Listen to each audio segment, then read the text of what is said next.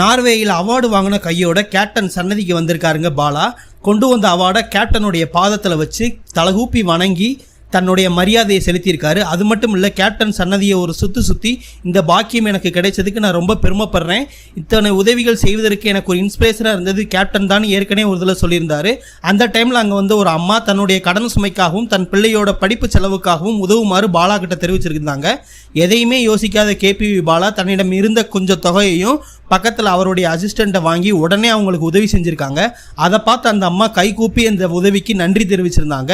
அந்த டைமில் பாலா சொன்ன அந்த வார்த்தை, யார் முன்னாடி நான் உதவணும்னு நினச்சனோ அவர் முன்னாடியே இந்த பாக்கியம் எனக்கு கிடைச்சதை நான் பெருமையாக கருதுனேன். இது எல்லாத்துக்குமே காரணம் கேப்டன் தானோ. உங்களுக்கு என்ன தேவைனாலும் என்கிட்ட சொல்லுங்கள், நான் எப்பயுமே உதவுறாதுன்னு சொல்லியிருக்காங்க. கேபிவி பாலாவோட இந்த உதவும் மனப்பான்மைக்கு ஆஸ்கார் டாக்கீஸ் தமிழ் சார்பாக வாழ்த்துக்களையும் வணக்கங்களையும் தெரிவித்துக் கொள்கிறோம். நன்றி, வணக்கம்.